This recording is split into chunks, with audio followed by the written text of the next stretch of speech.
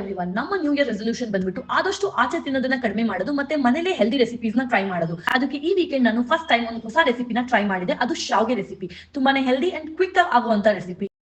ಇಬ್ಬರಿಗೆ ಒಂದ್ ಹೊತ್ತು ಆಗೋದಕ್ಕೆ ನಾನು 2 ಕಪ್ ಅಕ್ಕಿ ಹಿಟ್ಟಿಗೆ ಸ್ವಲ್ಪ ಉಪ್ಪನ್ನ ಹಾಕೊಂಡು ಬಿಸಿನೀರಲ್ಲಿ ರೊಟ್ಟಿ ಅದಕ್ಕೆ ಮಿತ್ಕೊಂಡಿದ್ದೆ. ಮಿದ್ದಿರೋ ಹಿಟ್ಟನ್ನ 10 ನಿಮಿಷ ರೆಸ್ಟ್ ಮಾಡೋದಕ್ಕೆ ಬಿಟ್ಟು ಅದಾದ್ಮೇಲೆ ಚೆನ್ನಾಗಿ ನಾದ್ಕೊಂಡು ಅದನ್ನ ಚಕ್ಲಿ ಮಾಡೋ ಮಿಷಿನ್ ಅಲ್ಲಿ ಚೋಚೋ ಅಡ್ಜಸ್ಟ್ಮೆಂಟ್ ನ ಹಾಕೊಂಡು ಶಾವ್ಗೆನ ಇಡ್ಲಿ ಪಾತ್ರೆಯಲ್ಲಿ ಒತ್ತೆ.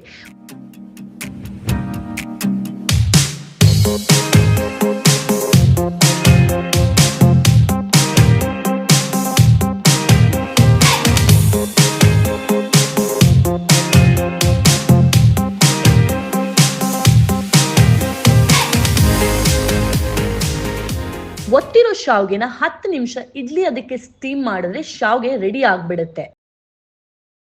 ಬಿಸಿ ಬಿಸಿ ಶಾವ್ಗೆಗೆ ಕಾಂಬಿನೇಷನ್ ಕಾಯಿ ಹಾಲು ಮಾಡೋದು ಕೂಡ ತುಂಬಾನೇ ಸುಲಭ. ಕಾಯಿ ಹಾಲ್ನ ಮಾಡೋದಕ್ಕೆ ನಾನು 1 ಕಪ್ ಕಾಯಿಗೆ 2 ಏಲಕ್ಕಿ, 2 ಚಮಚ ಉರ್ಗಡ್ಲೆ ಮತ್ತೆ 1 ಕಪ್ ಬೆಲ್ಲ ಹಾಕೊಂಡು ಸ್ವಲ್ಪ ನೀರು ಹಾಕೊಂಡು ಚೆನ್ನಾಗಿ ರುಬ್ಕೊಂಡೆ. ರುಬ್ಬಿರೋ ಕಾಯಿ ಹಾಲ್ನ ಅದಕ್ಕೆ ಬೇಕಾದಷ್ಟು ನೀರನ್ನ ಹಾಕೊಂಡ್ರೆ ಶಾವ್ಗೆ ಜೊತೆ ಸವಿಯೋದಕ್ಕೆ ಚೆನ್ನಾಗಿರುತ್ತೆ. ಬಿಸಿ ಬಿಸಿ ಶಾವ್ಗೆನ ಇಡ್ಲಿ ಪಾತ್ರೆಯಿಂದ ತೆಗೆದು ಪ್ಲೇಟಿಗೆ ಹಾಕಿ ಅದಕ್ಕೆ ಮೇಲೆ ತುಪ್ಪ ಹಾಕಿ ಕಾಯಿ ಹಾಲು ಹಾಕಿ ಎಳ್ಳುಡಿ ಹಾಕಿದ್ರೆ ಸವಿಯೋದಕ್ಕೆ ತುಂಬಾನೇ ರುಚಿಯಾಗಿರುತ್ತೆ. ಎಳ್ಳು ಪುಡಿ ನಮ್ಮ ಮನೆ ಯೂಶುವಲಿ ಇರುತ್ತೆ, ಹಾಗಾಗಿ ನಾನು ಅದನ್ನೇ ಯೂಸ್ ಮಾಡಿದೀನಿ. ಅದರ ರೆಸಿಪಿ ನಾನು ಇನ್ನೊಂದು ವಿಡಿಯೋದಲ್ಲಿ ಶೇರ್ ಮಾಡ್ತೀನಿ. ಇದು one of the most healthy ಮತ್ತೆ ಫ್ಯಾಟ್ ಫ್ರೀ ಡೆಸರ್ಟ್ ರೆಸಿಪಿ.